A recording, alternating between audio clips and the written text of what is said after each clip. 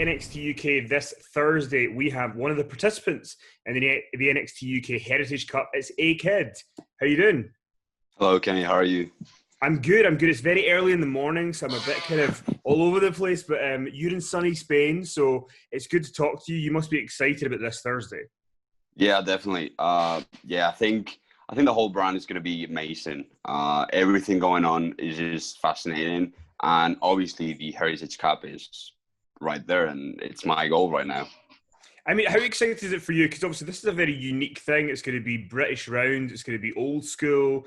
And it's kind of kicking off the return of NXT UK with a bang. So how did you hear about the Heritage Cup, and what did you make of that being, the way you were going to return? When I heard about it, I was just like, I loved it. I remember hearing about the Cruiserweight Classic back in the day, and I remember that was the time that I traveled to the UK for the first time to train. Okay. So being part of a tournament like this, it's a dream come true. And I mean, obviously with everything that's been going on, how have you been able to kind of stay in ring shape and kind of, because I mean, I guess for you, you had to be prepared that, at any point you could be ready to come back. Yeah, just I was lucky enough to have some weights at home, so I could do like some weightlifting, but mainly it was body weight exercises and just train my cardio as hard as I could. And I mean, your stories are pretty interesting. When you grew up in Spain, and obviously now you've made it to WWE. What was it like growing up in Spain as a wrestling fan? How did you get interested in wrestling? What are your first memories? I remember. Because we don't really have wrestling on TV. It's going on and off.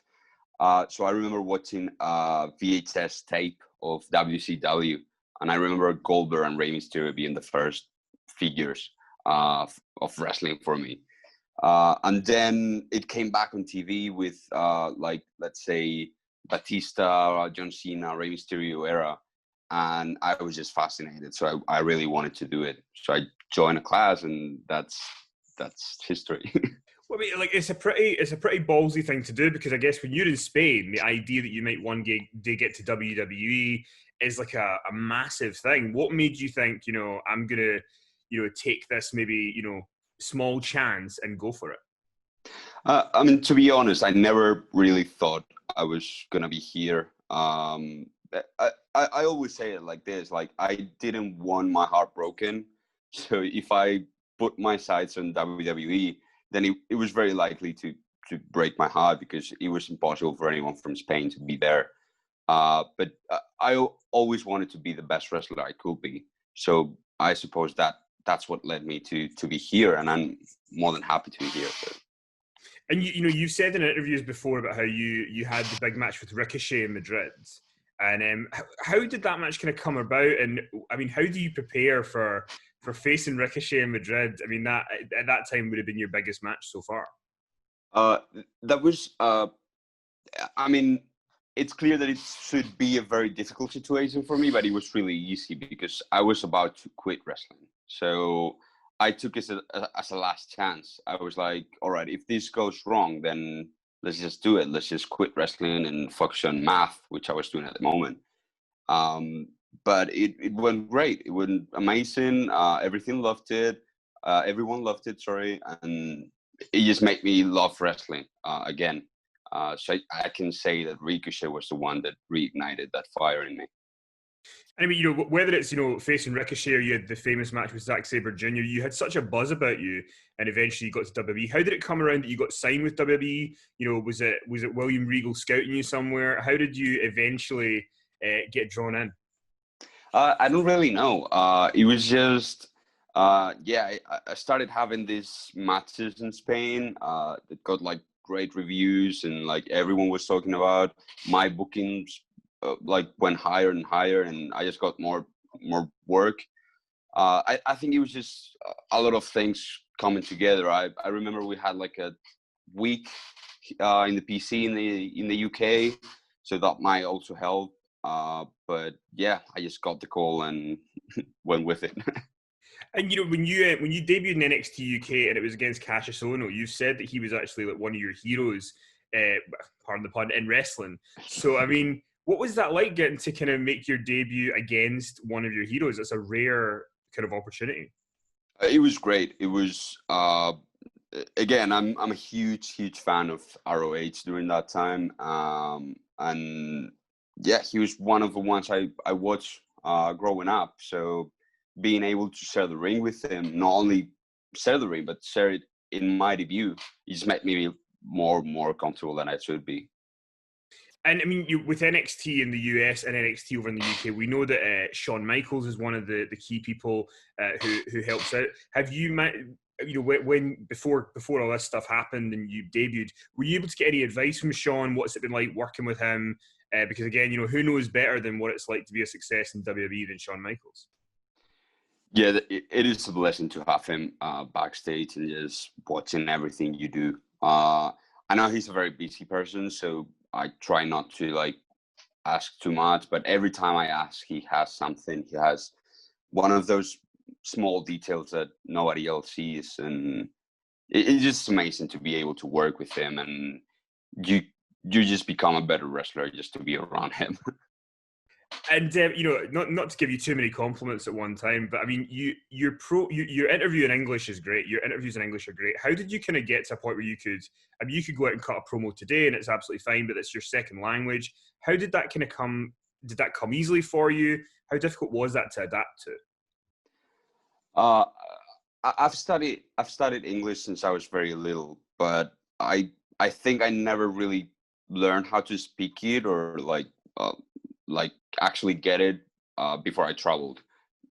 When I remember my first trip to Ireland, uh, I didn't really know about accents, so I was like, all right, yeah, I'm very good level in English. I'm happy here. It's gonna be easy. Traveled to Ireland and didn't get anything. I was like, what is going on? So just being able to travel to places like Ireland, Birmingham, uh, anywhere I could wrestle in, just helped me massively to improve my language. And then here in WWE, they've always helped me to improve that and how to do them, how to do that into promos, how to use my Spanish into promos, and how to speak more like calm or excited if I need to. I do just want to apologise in advance when you come to Scotland because if you thought Ireland was bad, Scotland is even worse. But in terms of NXT UK, you know, who are you looking at in NXT UK as if, you know, you could tear it up with somebody who in the ring would you just love to you know, to wrestle? Uh, Pretty much everyone really.